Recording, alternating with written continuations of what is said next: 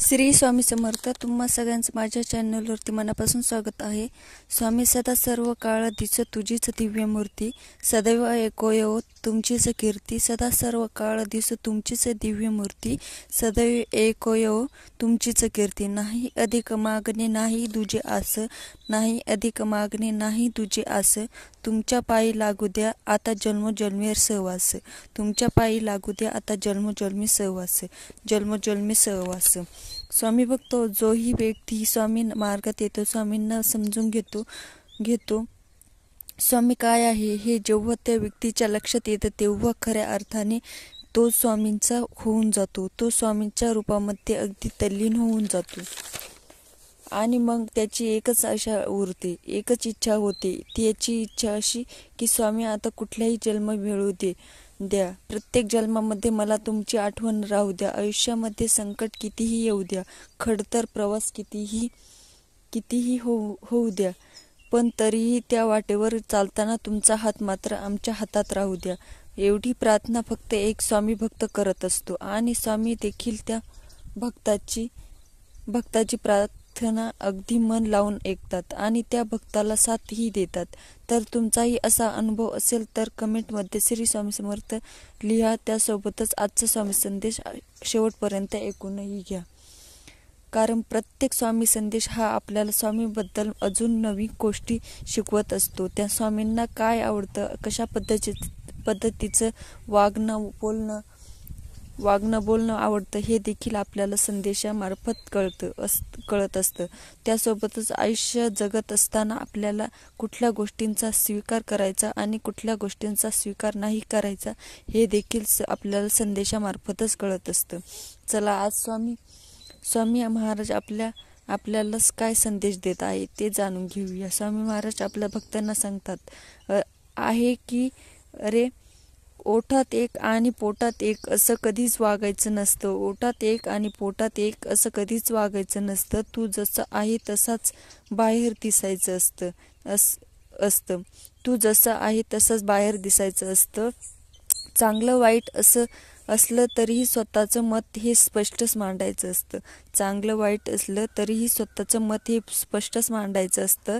आणि तू दिसायला भारदस्त असणं हे जरी तुझ्या हातात नसलं तरीही विचारांनी भारदस्त नसणं हे तुझ्याच हातात असतं. हे फक्त तुझ्याच हातात असतं. खरं वागणं आणि विचारांनी परिपक्वता हे चांगल्या व्यक्तिमत्वाचं लक्षण असतं.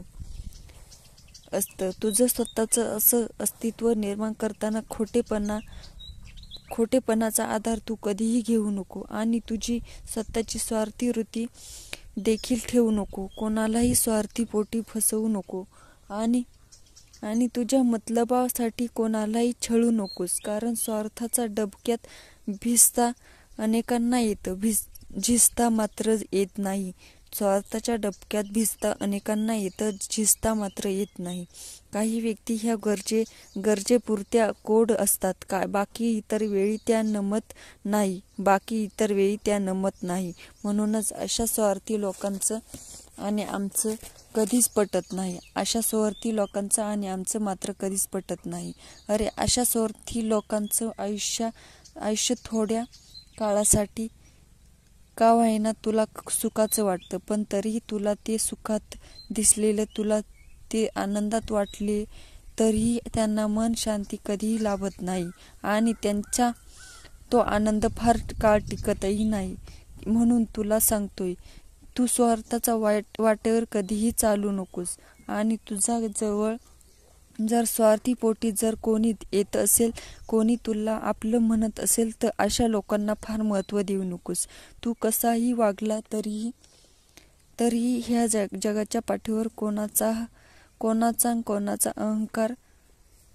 अहंकार दुखवला जाणारच आहे. म्हणून दुसऱ्याला खुश ठेवण्याचा नादात स्वतःचं अस्तित्व, स्वतःचं आत्मसन्मान गमावण्याचा धोका पत्करू नको.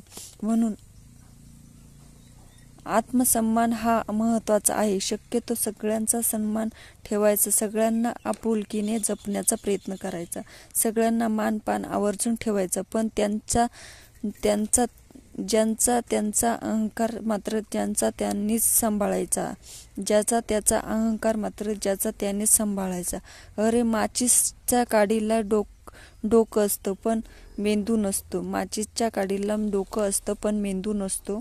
म्हणून थोड्या वेळाने ती पेटून उठतो आणि स्वतः जळते. परंतु तुझ्या जवळ डोकं आहे आणि मेंदू आहे. मुख्य म्हणजे तुला बुद्धी देखील आहे. म्हणून लहान सहान गोष्टींमुळे पेटून उठण्यापेक्षा स्वतःला शांत करायला शिक. तू शांत राहा, स्वस्थ राहा आणि मुख्य म्हणजे भूषण करून पेटवणाऱ्यांपासून लांब राहा. तुझं आयुष्य सुखमय होईल. अरे तुझं आयुष्य हे जाळण्यासाठी नाही किंवा जळण्यासाठी नाही. म्हणून या गोष्टींकडे लक्ष देण्यापेक्षा आयुष्य आनंदाने कसं जगता येईल त्याचा प्रयत्न कर. अशा वेळेस आम्हीही तुला एकच सांगू, भिवू नकोस, मी तुझ्या पाठीशी आहे. भिवू नकोस, मी तुझ्या पाठीशी आहे. तर स्वामी बघतो आजचा स्वामी संदेश तुम्हाला कसा वाटला कमेंट करून नक्की सांगा आणि त्यासोबतच चॅनलला सबस्क्राईब करायला विसरू नका.